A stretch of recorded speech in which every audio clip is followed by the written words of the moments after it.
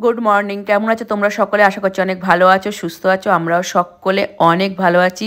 আর আমার ব্লগে তোমাদের সকলকে অনেক ভালোবাসা, ওয়েলকাম জানিয়ে ভিডিওটা স্টার্ট করলাম। আর বুবুনের 40 দিন কমপ্লিট হয়ে গেছে দুদিন আগেই। আর এদিক ওদিক নেমন্তন্ন বাড়ি ছিল, সেই জন্য সেইভাবে কোনো রান্না হয়নি। আর আজকে ভাবলাম চলো একটু বুবুনের জন্য ভালো কিছু রান্না করি। আবার দুদিন পর নেমন্তন্ন আছে। আর এদিকে চিকেন চলে এসছে, ওদিকে আমার কাচাকুচিও হয়ে গেছে, আর শীত চলে যাচ্ছে। তাই জন্য একটা ভাইকে বলেছিলাম একটু বেতে শাক দিয়ে যেও। এরপরে বেতে শাকের ডাঁটিগুলো মানে একটু শক্ত শক্ত হয়ে যায় না, তা বেতে শাকও দিয়ে গেছে। তাই জন্য আজকে বেতে শাক করব আর চিকেনের ঝোল করব। ব্লগটার সঙ্গে থাকো, দেখতে থাকো। এদিকে কাচাকুচি হয়ে গেছে, আর বরকে বললে ও ওপরে মিলে দিয়ে আসবে। আর আজকে বুবুন খাচ্ছে মানে দোকানের যে পরোটা, পেটাই পরোটা, আর ওর বাবা ওকে ডিম ভেজে দিচ্ছে। তা চলো আমি এদিকে আনাজগুলো কেটে নিয়ে ওপরে যাব। ওপরেই ডিমটা ভেজে দিচ্ছে। আর অনেক দিন পর পেঁয়াজ মানে কাটছে। আর পেঁয়াজের সেই বললাম না কলিগুলো বেরিয়ে গেছে, এই কলিগুলো ফেলবো না, এগুলোকে রেখে দেবো। হ্যাঁ, ওই পেঁয়াজটা দেবো বলে ভালো লাগছে অনেকদিন পর। দিয়ে দাও। আরে ওইটা ওটা নিয়ে যাও। আরে এটা হাতে করে তুলে দিই। হাতি দে গানি বাবা এই হচ্ছে সামোসানের বাবা বাবা সকালের টিফিন অনেক দিন পরে। ভালো লাগছে, বুঝতে পারছো ওটা ডিম। একবার ওপর একবার নিচ এই করছি, ভাবছি মানে নিচের রান্নাঘরে আমিষ কিছু রান্না করব না, নিরামিষটাই করব। আর আমিষ যদিও করি মানে মশলার কৌটোগুলো একদমই মানে ঠেকাঠেকি করব না। আর বেতে শাকটা এত ভালো, অন্য সময় বেতে শাকের ডাঁটিগুলো দেখবে একটু শক্ত শক্ত হয়ে থাকে, কিন্তু বেতে শাকটা খুবই সুন্দর। আলু, বেগুন আর শিম আর বড়ি দিয়ে করেছি। তো চুনো মাছ দিলে ভীষণ টেস্টি হয়, কিন্তু চুনো মাছটা পাইনি আর আমরা ছিলাম না। আর সেই ভাইটা গেটের মধ্যে বেতে শাকটা ঝুলিয়ে দিয়ে গেছে। আমরা যদি আর একদিন পরে আসতাম পুরো শুকিয়ে যেত। তাই আবার ওর বাবাকে দিয়ে বলে পাঠালাম যখন গেটের তালা চাবি দেখবে তখন আর ওরভাবে ঝুলিয়ে দিয়ে যাবে না। আর এদিকে বিছনা তুলে ঘর মুছে ওদিকে আদা রসুনের পেস্ট করা হয়ে গেছে, আলুটাকে সিদ্ধ করে নিয়েছি। সব কিছু জোগাড় করে নিয়ে ওপরে গিয়ে রান্না করব। জানি না কতদিন ওপর নিচে করতে পারবো, গরম পড়লে হয়তো আর পারবো না, তখন দেখবো নিচেতেই বসিয়ে দিয়েছি বা কী হয় দেখা যাক। তোমরা তো আমার ব্লগে মানে আমার তো ভিউয়ার্স যারা আমার সাথে আছে তারা তো জানতেই পারবে, দেখতেই পারবে। আর অনেক দিন পর আজকে মনে হচ্ছে একটু ভালো কিছু রান্না করব। আর অনেক দিন মাংসও রান্না করিনি, আজকে ফার্স্ট 40 দিনে আজকে প্রথম দিন মাংস রান্না করছি। তা চলো ব্লগের সঙ্গে থাকো, ভিডিওটা দেখতে থাকো। বুবুন বলেই রেখেছিল মা যখন 40 দিন কমপ্লিট হবে যেদিনকে প্রথম পকোড়া হবে সেই পকোড়াটা আমি বানাবো, মানে ও ম্যারিনেট করবে আর ও ভাজবে। তা আমি চিকেনটাকে ছোটো ছোটো করে কেটে দিয়েছি, এখন ও ম্যারিনেট করছে। দিয়েছে আদা, রসুন, কাঁচা লঙ্কার পেস্ট, নুন আর লেবুর রস আর অল্প একটু গোলমরিচ দিয়ে এটাকে মানে ম্যারিনেট করে রেখে দেবে ফ্রিজেতে। তারপর 3টে 3:30 সময় ফ্রিজ থেকে বের করে সেকেন্ড ম্যারিনেট করে সন্ধ্যাবেলা এটা ভাজা হবে। আর ও তো জানোই তোমরা রান্না করতে প্রচুর ভালোবাসে।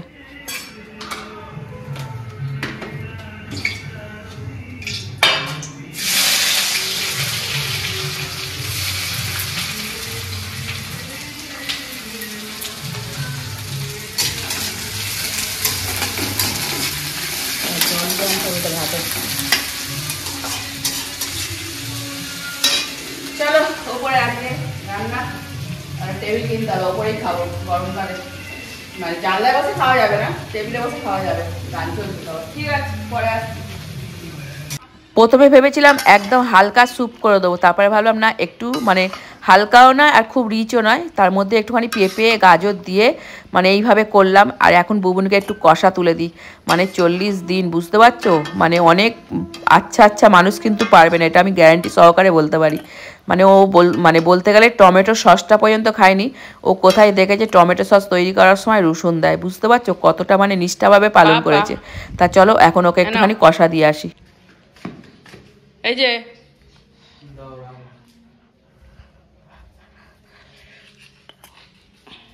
খেয়ে নাও, বল কেমন হয়েছে। এটাই দরকার ছিল না, কাঁচা লঙ্কা বাটা দিয়েছি তো স্বাদটা একটু অন্যরকম। এই যে মাংস পুরো কমপ্লিট, আর আজকে আমরা ওপরেই খাবো। একটা টেবিল কিনতে হবে ভাবছি, আর ওপরটা বেশ জানলা কাছে তো আগেই বললাম যাওয়া যাবে না। এটাকে চাপা দিয়ে এবার স্নান করবো, পুজো করবো। একটু ধনে পাতা এটা দাও, আর নামানোর সময় একটু ধনে পাতা আর গরম মশলা দেবো। যা ঝোলটা হয়েছে না, কাঁচা লঙ্কার বাটা দিয়ে রান্না করলে সত্যিই তার মানে স্বাদটা অন্যরকম হয়, আমি দেখেছি। আমার খুব ভালো লাগে কাঁচা লঙ্কা বাটা দিয়ে রান্না করতে। আমি একদম কাঁচা লঙ্কাই বাটা দিয়ে করি, কিন্তু আজকে একটু বেশি দিয়েছি, এই 1 বাটি কাঁচা লঙ্কা বাটা দিচ্ছি। বুবুন বললো ঝাল ঝাল খাবে, ঝাল ঝাল খাবে, 1 বাটি কাঁচা লঙ্কা বাটা দিচ্ছি। চলো, আর এইখানে তো এগুলো সব তুলে নিয়ে চলে এসেছি, এয়ার ফ্রায়ার নিয়ে চলে এসেছি, ইন্ডাকশান নিয়ে চলে এসেছি, টোস্টার মেকার নিয়ে চলে এসেছি। কালকে থেকে ইন্ডাকশানে ভাত করবো, স্টিলের হাঁড়িটা বের করবো, না না ইন্ডাকশানটা করে করে নষ্ট হয়ে যাচ্ছে। একটা দুটো সুইচ খারাপও হয়ে গেছে, বাড়ানো কমানোটা, ওটাকে একবার করতে হবে, দোকানে নিয়ে যেতে হবে। চলো পরে দেখা হচ্ছে আবার। সমস্ত কাজ কমপ্লিট, মানে জামা কাপড় যেগুলো কাঁচা হয়েছিল সেগুলো সব গুছিয়ে রেখেছি, আর যেগুলো পরে কদিন এদিক ওদিক করেছি মানে তোলা জামা কাপড় সেগুলোকে গিয়ে আলমারিতে তুলবো আর একটুখানি ঘুমাবো। তো চলো, বুবুন আসার আগে ভাতটা বাড়ি, আজকে আমরা সকলে ওপরে খাবো, বুঝলা বন্ধুরা, আজকে আমরা ওপরে খাবো। আর আজকে বাবন নেই, নাহলে আজকে আরো অনেক কিছু রান্না হতো। বাবন নেই বলে আজকে একটু শুধু মাংসের ঝোল আর এই বেতে শাক। বেতে শাকটা এত ভালো, একদম নরম শাক। এমনি বেতে শাকের ডাঁটিগুলো কেমন শক্ত শক্ত হয়ে থাকে না, কিন্তু আমাকে যে ভাইটা দেয় ওকে বলেই দিয়েছিলাম আর একবার দিয়ে দিও, কারণ শীত মানে চলে গেলে বেতে শাকটা আর পাওয়া যায় না। চলো এবার খেতে বসি, বুবুন এসে গেছে। এবার কোথায় খাবি? জানলায় তো রোদ্দুর খুব।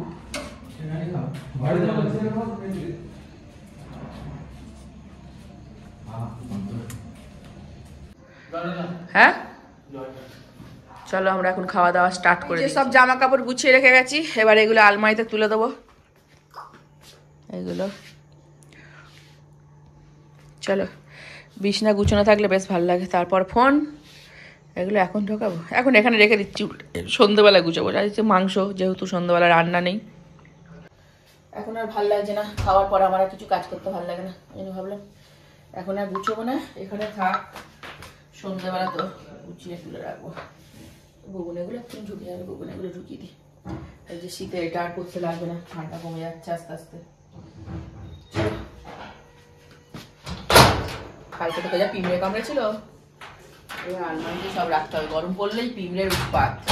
গরমকালে এটাই বলছিল, এই লকটাও আমার খারাপ হয়ে গেছে। চলো আবার পরে দেখা। সন্ধে দিয়ে চা খাওয়া হয়ে গেল, এবার জামা কাপড়গুলো গুছিয়ে নেবো, তারপর বুবুন চিকেনটা ম্যারিনেট করবে আর ওপরে ওর সাথে যাব, ও ভাজবে, আমি একটুখানি দাঁড়িয়ে থাকবো। আর চলো তাহলে জামা কাপড়গুলো গুছিয়ে নিই, কোথাও গেলে না জামা কাপড়গুলো একদম ঢিপি হয়ে যায়, সেগুলোকে রোদ খাইয়ে গুছিয়ে তুলতে আর একটা মানে এক্সট্রা কাজ মনে হয়। আর আমি তো কোথাও গেলে মানে সঙ্গে সঙ্গে আমার গুছোতে ইচ্ছাই করে না, ওই ওখানে এখানে জড়ো করে রেখে দিই। আর এখন তো আমার বারান্দাটা হয়ে খুব ভালো হয়েছে, মানে ওই দিকটা অতটা যাওয়া হয় না, আনলায় জড়ো হয়ে থাকলেও মানে দেখতে খারাপ লাগে না, মানে চোখে একটা লাগে না অন্য সময়, এই বিছনায় পড়ে থাক বা ঘরে পড়ে থাক, আর আনলায় জড়ো হয়ে থাকলে অতটাও কিছু মনে হয় না। রোদ খাইয়ে ওখানেই জড়ো করে রেখে দিই, ওটা এক সাইডে, আর সময় মতন গুছিয়ে নিই। তা চলো এগুলো গুছোনো হয়ে গেছে, এবার বুবুন কি করছে দেখি, ওকে একটু চিকেনটা বের করে রেখেছে, ও এটা পকোড়াটা ভাজুক। চলো চলো পরের ম্যারিনেটটা তোমাদের একটু শেয়ার করে দিই। আর এই চিকেনটা তো কিরমভাবে আগে ম্যারিনেট করেছি তোমাদের বললাম। এবার এর মধ্যে দিল 2 চামচ ময়দা, 1 চামচ কর্নফ্লাওয়ার, 1 চামচ চালগুড়ি, আর একটুখানি সয়া সস, আর একটুখানি টমেটো সস, আর পেঁয়াজ বাটা দিয়ে এটাকে ভালো করে ম্যারিনেট করলো। এবার যেহেতু ওপরে ডিম আছে, ওপরে গিয়ে ডিম আর বাকিগুলো দেবে।